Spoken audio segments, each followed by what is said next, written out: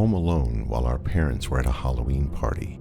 They'd left us in charge of handing out candy, which was frustrating because we'd planned to go trick-or-treating with some friends. Our parents had said we were getting too old for trick-or-treating and suggested we invite our friends over to the house instead. Unfortunately, my friends still wanted to go trick-or-treating, leaving me stuck at home with my brother giving out candy. By 10 o'clock, we'd almost run out of candy, so my brother and I decided that we'd eat the rest. We were on the couch watching our scary movie, stuffing ourselves with candy when we heard a knock at the door. I stormed off the couch, wondering who could be knocking on our door this late. I assumed that it was just some late-night trick-or-treaters, but I had already turned off the porch light and taken down the Halloween decorations, so I thought it was my parents. I looked through the peephole and saw a suspicious man on our front porch. He had on a black hoodie with the hood pulled low over his face. All I could make out was that he had a beard and chapped lips. It was clear that this guy wasn't a trick-or-treater. He didn't have a costume and seemed way too old to be out for candy alone. His hands were hidden in the front pocket of his hoodie and he appeared unusually thin. I had no intention of opening the door. I kept my eye on the peephole as he knocked on the door again. He looked desperate, trembling a bit, even though the weather was far from cold. I wanted to get rid of him as soon as possible, so I shouted through the door that we were all out of candy. His lips curved into an eerie, unfriendly smile. Then, in a raspy, mocking voice, he asked, "Are you all alone in there?" My little brother, who had joined me at the door, grabbed his phone and whispered if he should call the police. However, the man let out a low grumble and replied, "Sounds like you're not alone in there." I continued to watch him through the peephole. I noticed his trembling hands were still hidden in his pockets, and I began to wonder if he was armed. Deciding not to take any chances, I spoke to him in the most intimidating voice I could, warning him to leave my property, or I'd call the police. The man's smile disappeared. He bared his teeth. At that point, I figured he might be a homeless guy struggling with addiction. Luckily, he left without trying to force his way in, possibly realizing I wasn't someone to be messed with. I kept my eye on him through the peephole until he was completely off our property.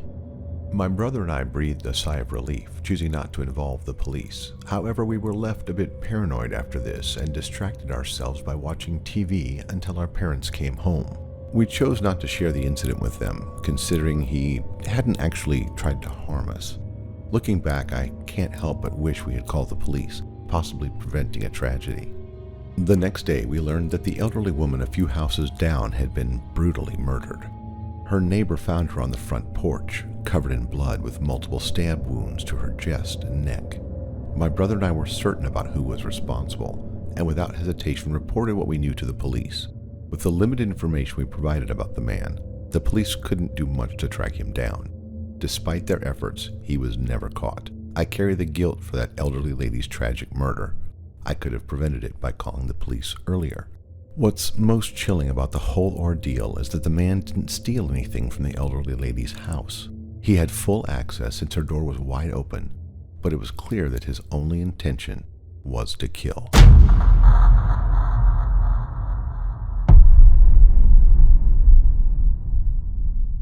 It was Halloween in my small town in southern Louisiana. The heat was relentless with temperatures in the mid-80s. I was out trick-or-treating with my sister and our friend Brooke.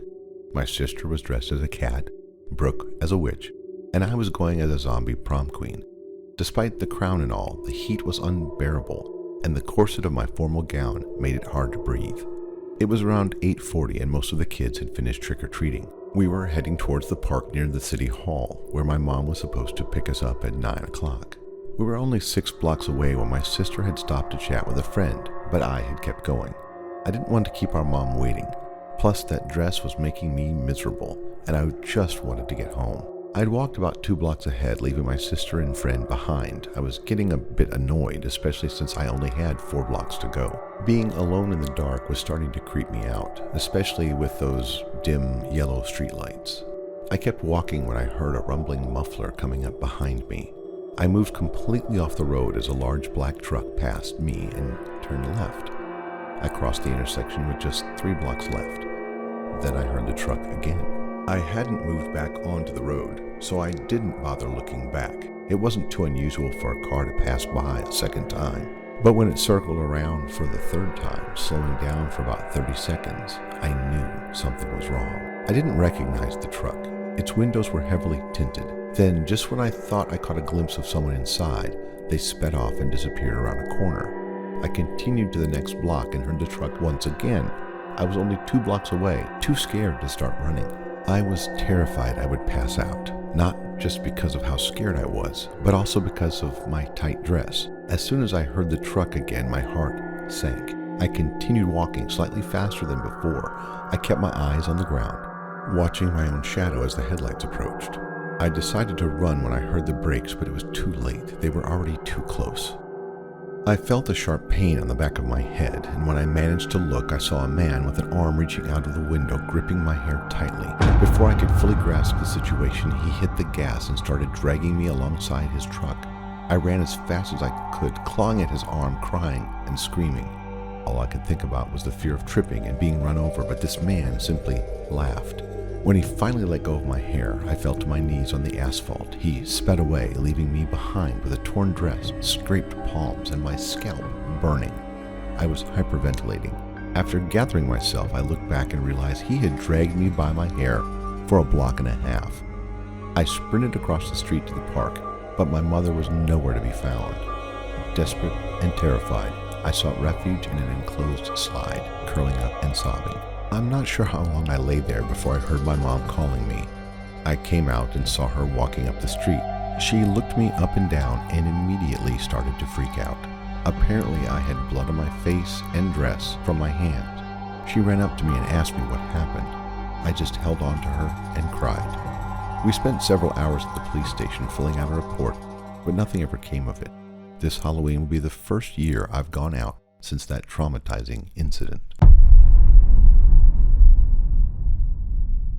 On the weekend of Halloween, my friend and I were invited to an exclusive house party for college students in a wealthy area of town. The house was huge with an acre of land and a pool area. This party was themed to be a little naughty, so my friend went as a sexy nurse, while I dressed as a belly dancer. As the party went on, some friends called us over to take pictures, and I set my drink aside to join them. Since I wasn't much of a drinker, my cup was filled with juice. After taking pictures, I looked for my cup and continued drinking it. Not long after that, a guy in his late 20s came up to me. He mentioned my boyfriend's name and asked if I knew him. I told him that I did, and that he said my boyfriend had been trying to contact me. It was at that moment I realized I'd left my phone behind. My boyfriend and I always kept in touch, and I had promised to call him since he had to work, but I had completely forgotten. The guy claimed it was urgent and offered to let me use his phone to call my boyfriend in one of the rooms. I followed him, worried that my boyfriend's call must be about something serious. As we entered the room, I began to feel increasingly tired. He shut the door and had me sit on the bed and handed me his phone. I started feeling weaker, like a sudden migraine was coming on. He helped me lie down, and within seconds, I blacked out. I woke up later, disoriented and unsure about what had happened. I found my friend rubbing a napkin on my stomach while yelling. It took me a bit to come back to reality and realize I was in a bedroom with my friend beside me, wiping something off me. I started freaking out, thinking that I might have been a victim of abuse. My friend calmed me down and assured me that nothing like that had happened. She explained that she couldn't find me anywhere and assumed I had gone to the bathroom. But after no sign of me for several minutes, she'd gone looking for me. Eventually, she checked the bedrooms and found me lying in bed with this guy. Apparently, he was taking shots with my unconscious body, sucking alcohol out of my belly button, licking salt from my chest, and kissing my lips. She didn't know how long this went on for, but I immediately felt sick. My friend had called my boyfriend and told him what had happened. Thankfully, my boyfriend was able to get off work early. He picked me up while my friend asked around about the guy, but no one knew him. I was taken to urgent care for a checkup. Luckily, there was nothing seriously wrong, because the drug in my drink didn't do more than just knock me out. The story doesn't end here. I began receiving texts from a stranger, initially random questions which I chose to ignore. Then things took a sinister turn when he sent me a picture of my torso and started making eerie stalker-like comments. This unsettling situation continues to this day. I've considered a plan to lure him and unmask his identity with some help, but I'm worried about the potential dangers if things don't go as expected.